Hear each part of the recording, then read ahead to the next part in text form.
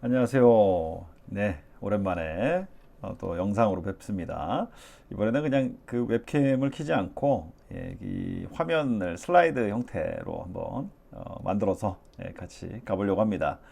성과 관리에서 이 어려운 부분이 그 목표 설정이라고들 많이들 말씀을 하십니다. 뭐 예를 들면은 목표를 막 설정을 해가지고 이 시즌에 이 나름대로 고민해가지고 부서장한테 이제 가져가면요, 마음에 들지 않는다고 하면서 다시 설정해라고 이렇게 하는 경우들이 있다는 거죠. 뭐 이럴 거면은 자기가 목표를 정해서 주면 될 것이지 왜 시켜가지고 사람 이렇게 힘들게 만드나, 뭐 이렇게 생각이 들 때가 저 역시도 굉장히 많았는데요. 이 목표 설정이 어려운 이유는 조직에서 목표는 구성원 개인한테만 좋아서도 안 되고, 또 이게 자신이 어떤 일한 결과를 가져가는 고객이나 뭐 상사, 또 다른 뭐 조직 동료, 이들이 원하는 것이어야 되기 때문에 이 설정이 참 어렵다라고 말씀드릴 수 있겠습니다. 특히 이제 상사와 이 구성원의 어떤 그 관계로 봤을 때 이 조직에서 이제 부서장들 같은 경우에는 숲을 보는 사람들이죠. 그리고 이제 실무자들 같은 경우에는 나무를 보는 사람이기 때문에 이 숲 전체를 보는 상황에서 이 전체적으로 조화를 해치는 어떤 나무 하나를 보는 건 상대적으로 좀 쉽지만, 이 개별 나무 하나를 보는 입장에서 이 나무가 숲 전체의 조화를 해치는지 이걸 알아채는 것은 굉장히 어려운 일입니다. 그렇다면 역시나 목표는 부서장이 좀 설정을 해서 구성원한테 할당해 주는 것이 맞느냐, 이런 생각을 좀 해볼 수 있겠습니다. 이 학창 시절에 이 친했던 친구 중에서 이 정말 공부를 굉장히 열심히 했던 친구가 있었습니다. 수업 시간에 필기를 정말 열심히 하고요. 이 친구의 이 교과서 있지 않습니까? 이걸 보면은 원래 그 인쇄된 글씨가 막 보이지 않을 정도로 빽빽하게 줄도 쳐져 있고 메모도 엄청나게 되어 있었어요. 심지어는 이 친구는 쉬는 시간에도 뭐 웬만해서 쉬는 걸 못 봤어요. 계속 공부를 하는 그런 친구였었습니다. 그런데 이제 또 다른 친구가 하나 있는데요. 이 친구는 쉬는 시간에 친구들하고 막 제기도 차고 뭐 수다도 떨고 막 뛰어다니기 바쁘고 막 이렇게 놀기 바빴던 이런 친구였는데요. 뭐 교과서를 봐도 뭐 줄쳐놓은 거 메모한 건 있긴 한데 뭐 거의 백지에 가까운 이런 수준으로 되어 있던 친구가 있었습니다. 이 두 친구 중에 누가 더 공부를 잘했을까요? 교과서에 그 메모 같은 것도 거의 없었던 이 친구는 이 서울법대를 갑니다. 그리고 입학을 해가지고 한 1학년을 보내면서 사시 준비를 해가지고요. 그 다음에 바로 합격을 하고 지금은 이제 검사로 일을 하고 있습니다. 이 반면에 정말 열심히 하던 이 공부를 열심히 하던 이 친구 같은 경우에는 이제 그래도 꽤 잘했죠. 서울에 있는 대학이긴 한데 정말 뭐 턱걸이로 겨우 입학을 해가지고 평범한 직장 생활을 했습니다. 이 도대체 무슨 차이였느냐? 이 선생님이 중요하다고 이 강조하신 포인트, 이것들을 캐치를 해가지고 중요한 것 위주로 공부한 친구, 그리고 중요한 포인트를 캐치를 하지 못하고 무작정 열심히 한 공부의 차이다라고 좀 말씀드릴 수 있겠는데요. 이게 이제 회사에서도 좀 마찬가지다라고 말씀드릴 수 있겠습니다. 어떤 사람은 이제 부서장의 니즈나 원츠 이런 것들을 좀 제대로 파악해서 일을 하는가 하면, 그렇지 못하고 그냥 무작정 열심히만 일하는 사람이 있다는 거죠. 후자의 사람들은 아마도 너무나도 억울했을 겁니다. 그렇게 열심히 일했는데 왜 자신을 인정해주지 않는 거지? 왜 성과가 나질 않는 거지? 이렇게 답답하게 느꼈을 거예요. 이렇게 부서장의 니즈, 원츠, 또는 뭐 고객의 니즈, 원츠 이런 것들 바탕으로 해가지고 자신의 성과 목표를 설정을 해서 일하는 게 바로 전략적으로 일한다. 전략적으로 일한다라고 말씀드릴 수 있겠습니다. 전략은 이제 목표를 달성하기 위해서 보유하고 있는 자원, 이것들을 효율적으로 사용하기 위한 일련의 계획 정도다라고 이렇게 정의를 할 수 있겠죠. 그 자원은 이제 한정적이기 때문에 모든 일을 무턱대고 열심히 하는 것은 굉장한 자원 낭비다라고 볼 수 있겠습니다. 그렇다면 이제 성과 목표라는 게 도대체 어떤 의미냐, 여기에 대해서 이제 좀 말씀드리고 싶은 게 있습니다. 일단 성과는 이제 영어로 퍼포먼스고 결과는 리절트인데, 이게 이제 당연히 의미가 다르죠. 성과는 능동적으로 의도적으로 달성된 결과다, 이렇게 말씀드릴 게 있겠습니다. 그러니까 따라서 이 사전에 의도가 되지 않았던 이런 결과는 성과가 아니다. 그냥 운으로 됐거나 생각지 못했는데 됐거나 뭐 이런 것들은 그냥 결과라는 거죠. 성과가 아니다.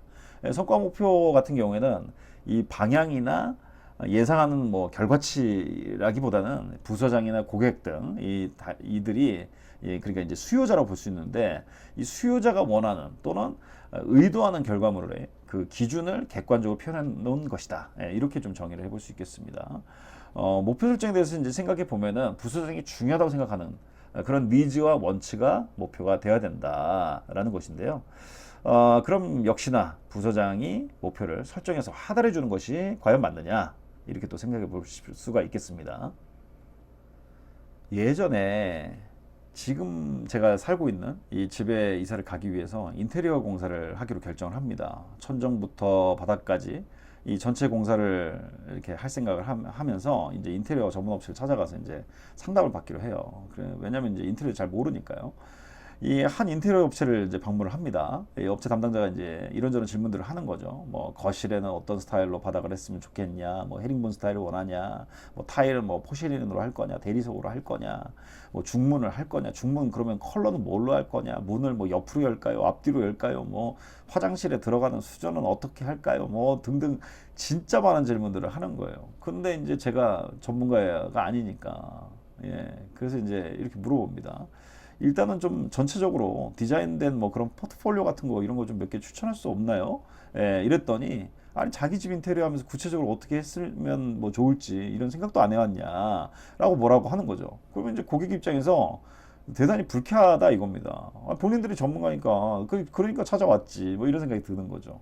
이 회사에서 일을 이렇게 하다 보면은 부서장한테 이제 어떤 일을 어떻게 해야 되는지 그러니까 어떠한 성과 목표를 설정할 것인지 이렇게 물어보잖아요. 그러면 구체적이고 명확하게 답을 주면 좋은데 그러지 않고 일단 해봐라 라는 식으로 이게 지시하는 경우가 굉장히 많습니다.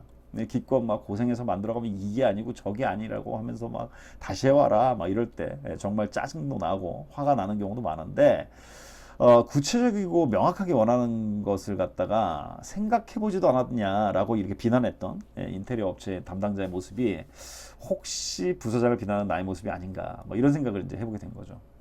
이 회사에서 성과 목표를 설정하는 과정에서 당사자 의식을 좀 가지고 고객이나 또 부서장이 원하는 또 의도하는 결과가 뭔지 충분히 고민해보고 그 결과를 어느 정도 좀 고려할 수 있도록 준비를 해줘야 된다는 거죠. 이걸 이제 좀 다른 표현으로 하면은 일종의 비전을 이렇게 그려서 제시를 한다. 라고 말씀을 드릴 수 있겠습니다. 그래서 우리가 목표 설정을 할 때 이런 원칙에 따라서 하세요라고 할 때 스마트하게 하십시오 이렇게 얘기하는데 그 첫 번째가 바로 S 이게 specific 구체적으로 해야 된다 뭐 이런 얘기를 하는 거죠. 뭐 그렇다고 해서 이제 부서장이나 뭐 고객이 뭐 이렇게 구성원이 나름대로 고민해서 설정한 막 성과 목표에 대해서 그냥 검사하고 지적질만 해도 되느냐?